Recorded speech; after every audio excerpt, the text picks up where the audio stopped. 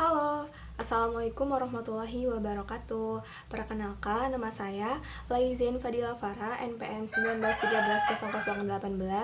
Di sini saya akan menjelaskan materi mengenai apa itu ITP. ITP atau biasa disebut dengan Inventory Tugas Perkembangan merupakan suatu metode untuk mengumpulkan data berupa suatu pendataan tentang sifat, keadaan, kegiatan tertentu, dan masih banyak lagi. Inventory merupakan salah satu metode tentang laporan diri atau deskripsi self. Dalam laporan ini, individu melaporkan tentang dirinya berdasarkan pernyataan atau perintah yang diberikan kepadanya.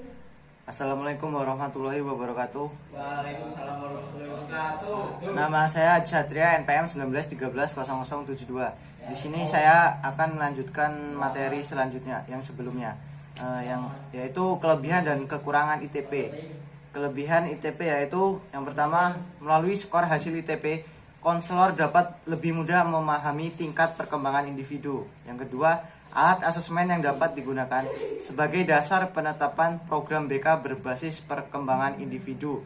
Dan yang terakhir, pengolahan hasil ITP dapat dilakukan dengan cepat karena dilengkapi dengan program pengolahan ATP berbasis komputer versi 3.5.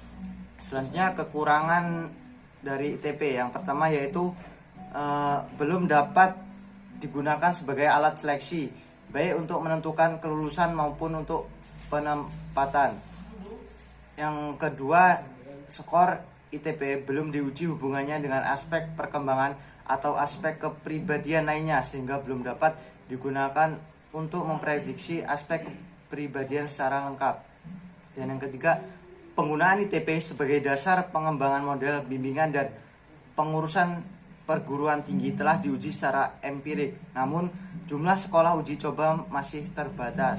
Dan yang terakhir, penggunaan ATP untuk kalangan luas masih dalam tahap awal, sehingga masukan untuk penyempurnaan ITP maupun ATP masih diharapkan dari para pemakai. Assalamualaikum warahmatullahi wabarakatuh. Saya Genta Nalendra Tarik, NPM 19130060.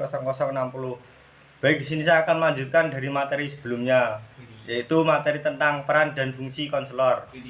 Yang pertama, perencana, yaitu mulai dari menetapkan tujuan pelaksanaan asesmen, menetapkan peserta didik sebagai sasaran asesmen, menyediakan buku dan lembar jawab ITP sesuai jumlah peserta didik sasaran, dan membuat satuan layanan asesmen. Yang kedua, pelaksana, yaitu memberikan verbal setting atau menjelaskan tujuan, manfaat, dan kerahasiaan data, memandu peserta didik dalam cara mengerjakan sehingga dapat dipastikan seluruh peserta didik mengisinya dengan benar. Yang ketiga, melakukan pengolah data kuantitatif, mulai dari menghitung hasil dengan menggunakan format yang spesifik berdasarkan skor yang diperoleh, menetapkan tingkat pencapaian tugas perkembangan, membuat grafik 11 aspek perkembangan, serta membuat deskripsi analisis kualitatif pencapaian tahap perkembangan dan aspek perkembangan dengan merujuk pada pedoman yang ada. Yang terakhir, melakukan tindak lanjut dari hasil asesmen dengan membuat program layanan BK yang sesuai dengan kebutuhan dan kondisi peserta didik. Assalamualaikum warahmatullahi wabarakatuh. Nama Fenis Kumawati, NPM 19130021. Di sini saya akan melanjutkan materi yang sebelumnya, yaitu tentang langkah pengadministrasian. Perencanaan. Sebelum pelaksanaan asesmen, konselor melakukan perencanaan dengan menetapkan tujuan layanan asesmen, menetapkan sasaran dan jumlah sasaran layanan. Pelaksanaan. Yang pertama, kepada siswa dibagikan buku inventory beserta lembar jawaban. Yang kedua, siswa diminta mengisi identitasnya pada lembar jawaban. Lalu yang terakhir, selesai mengerjakan, lembar jawaban dan buku inventory dikumpulkan. Assalamualaikum warahmatullahi wabarakatuh. Nama saya Seli Melinda dengan NPM 19130074. Di sini saya akan menjelaskan tentang konsep analisis tugas perkembangan ATP.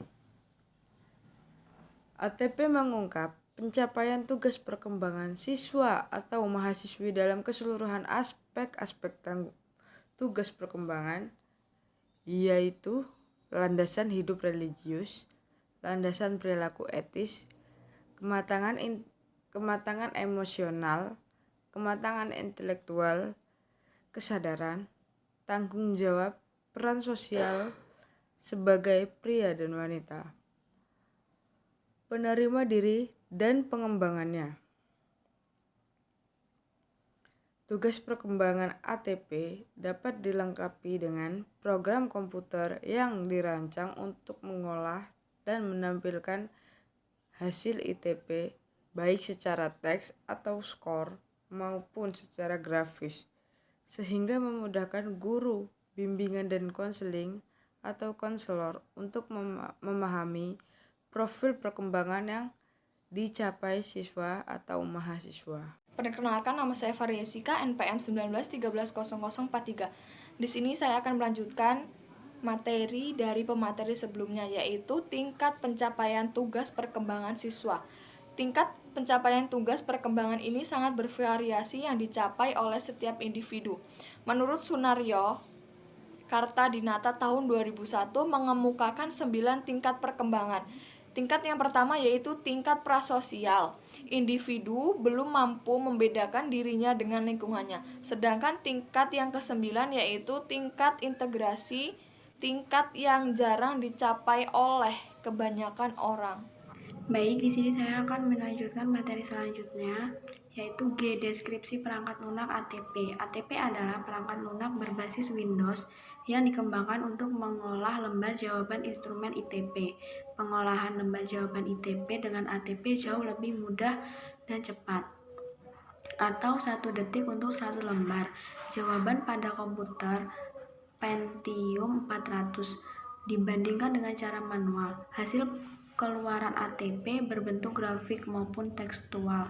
Hasil ini dapat digunakan guru bimbingan dan konseling untuk konselor untuk menganalisis tingkat perkembangan siswa secara kelompok maupun individual, dan sebagai dasar pengembangan program bimbingan dan konseling di sekolah.